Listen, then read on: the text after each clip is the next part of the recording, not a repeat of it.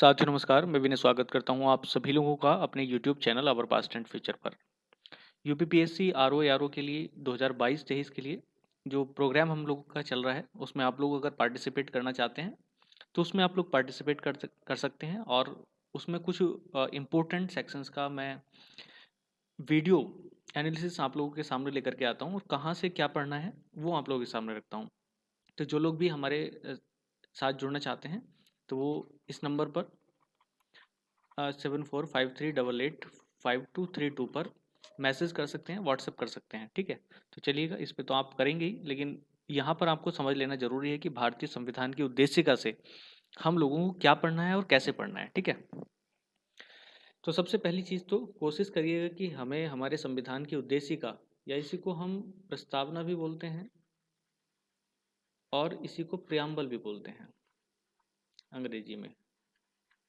ठीक, तो प्रस्तावना या प्रेम्बल एक ही बात है, आप इसको समझ लीजिएगा। तो उद्देश्य का मतलब वो उद्देश्य जो हमारे संविधान निर्माताओं ने हमारे लिए निर्धारित की, वो सारी चीज़ें यहाँ पे दी गई हैं। ठीक, इसकी शुरुआत होती है, हम भारत के लोग भारत को एक संपूर्ण प्रभुत्व संपन्न समाजवादी पंथनिरपेक्ष लोकतंत्रात्मक गणराज्य बनाने के लिए तथा उसके समस्त नागरिकों को। ठीक है, तो सबसे पहला जो इम्पोर्टेंट सवाल है आपको यहाँ पे याद रखना है, ये क्रम। तो मैं साथ साथ में लिखता चलूँगा, आप लोग इस चीज़ को यहाँ पर देखते चलिएगा। तो यहाँ पे आपको पहले नंबर पे संपूर्ण प्रभुत्व संपन्न, फिर समाजवादी, फिर पंथनिरपेक्ष, फिर लोकतंत्रात्मक गणराज्य, ये क्रम है। इसको याद करने का एक तरीका भी है, आप लोग देख सकते हैं कि अगर हम अपने देश को बनाना चाहते हैं तो सबसे पहले देश के लिए क्या जरूरी है?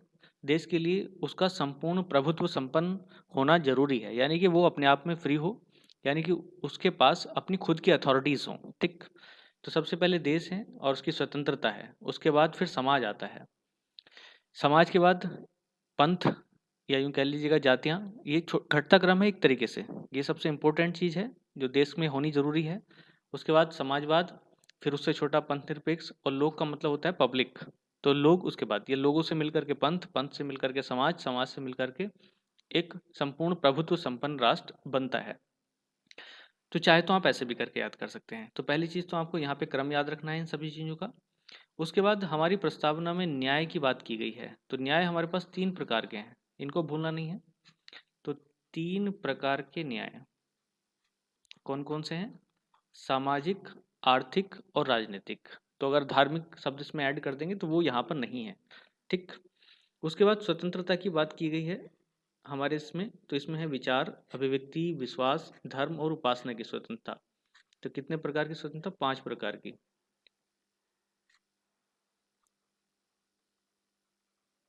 अगर आप कुछ नहीं कर पा सकते हैं, अपने आप पीडीएफ से नहीं पढ़ सकते हैं, कोई किताबें नहीं पढ़ सकते हैं, तो आप मेरे साथ चलिएगा, मैं आपको पूरी चीज़ें एनालिसिस करा करके यहाँ तक पहुँचाने की कोशिश करूँगा। तो देखो, विचार और अभिव्यक्ति में डिफरेंस होता है। विचार का मतलब है आपके अपने मस्तिष्क के अंदर, उसको बाहर नहीं लाया जा रहा है। लेकिन अगर आप उसी चीज़ को, उस विचार को बाहर ले आते हैं किसी भी फॉर्म में, चाहे वो कह करके, बोल करके, लिख करके, ठीक है, या मौन अभिव्यक्ति द्वारा भी, तो हम उन विचारों का बाहर आना अभिव्यक्ति कहलाता है। ठीक, उसके बाद विश्वास, फिर धर्म और उपासना की स्वतंत्रता, ये 5 प्रकार की स्वतंत्रताएं इसमें है। 2 प्रकार की समता पे बात की गई है, प्रतिष्ठा की और अवसर की। ठीक है, तो यहाँ पे भी आप देख सकते हैं। और उसी के साथ बात की गई राष्ट्र की एकता और अखंडता की, इसमें कोई इंपॉर्टेंट बात नहीं है, और तारीख इंपॉर्टेंट है ये। तो जो संविधान है उसके अंगीकृत, अधिनियमित और आत्मार्पित। ठीक है, तो अंगीकृत का आपको ध्यान रखना है। अंगीकृत मतलब अंगीकार करना है, स्वीकृत करना। तो अंगीकृत होने की तिथि यहाँ से पता चलती है। बात समझ गए? तो वो क्या है? 26 नवंबर 1949, जबकि लागू हुआ इसके 2 महीने बाद 26 जनवरी दो 2000, सॉरी 2000 कह रहा हूँ मैं, 1950 को। यहाँ तक आपको कन्फ्यूज़न नहीं होना चाहिए। तो ऐसा क्यों हुआ? जबकि ये 26 नवंबर 1949 को बन के तैयार हो गया, फिर भी हमने 2 महीने वेट किया। तो इसके पीछे छोटी सी स्टोरी जो मैं आपको बता देता हूँ। एक्चुअल में जब लाहौर अधिवेशन था 1929 का, तो वहाँ पर हमने स्वतंत्रता दिवस घोषित कर लिया था एक। हालांकि ये इतिहास में आएगा, क्योंकि मैं यहाँ पे उतना नहीं बताना चाह रहा। तो उसी दिन स्वतंत्रता दिवस घोषित कर लिया था। तो पहला स्वतंत्रता दिवस 26 जनवरी 1930 को मनाया गया। और उसी के साथ हम लोग लगातार काम करते चले आ रहे थे। लेकिन आज़ादी मिली हमें 15 अगस्त को, और 15 अगस्त को आज़ादी मनाने के बाद अब उस स्वतंत्रता दिवस का क्या करें जो हम 26 जनवरी को मना रहे थे। तो उसकी जगह हम लोगों ने यहाँ पर 2 महीने वेट करके ये संविधान को लागू कर दिया और गणतंत्र यहाँ पर देश को बना दिया। ठीक है, तो ये थोड़ा सा चेंज तो हुआ, बाकी कोई आपको दिक्कत वाली बात यहाँ पे नहीं होनी चाहिए। इसमें एक चीज़ और पढ़नी है कि हमारी शक्ति के स्रोत क्या है। शक्ति के स्रोत यानी कि कोई भी जो भारत के संविधान या कोई अन्य चीज़ यहाँ की सरकार जो शक्ति प्राप्त कर रही है उसके स्रोत क्या है, तो वो है हम, यानी कि प्रजा या पब्लिक। मेरी बात को समझने की कोशिश करना। हम भारत के लोग, हमारे यहाँ की ये शक्ति का स्रोत है और हमारी सारी शक्तियाँ यहीं से प्राप्त होती हैं। तो भारतीय संविधान की प्रस्तावना से इन 4-5 चीज़ों पे आपको बात करनी है। एक तो हमारी शक्ति के स्रोत क्या है, पहली चीज़, उसमें कितने प्रकार के न्याय की बात की गई है और उसमें क्रम क्या है। ठीक है, इसका कितने प्रकार की स्वतंत्रता की बात की गई है और उसको लागू करने की तिथि क्या है। ये 4 चीज़ें आपको यहाँ से पता चलती हैं और चारों ही चीज़ें मैंने आपको यहाँ पे करा दी। इसके अलावा अगर आप लोग इसको याद करना चाहते हैं तो याद भी कर सकते हैं, अदरवाइज इसको लीव भी कर सकते हैं। ठीक है, खैर इसके बाद एक और टॉपिक हम लोग करने वाले हैं, कैबिनेट मिशन 1946 के प्रस्ताव पर गठित अंतरिम मंत्रिमंडल। ठीक है, तो यहाँ पे मंत्रिमंडल का गठन किया गया था।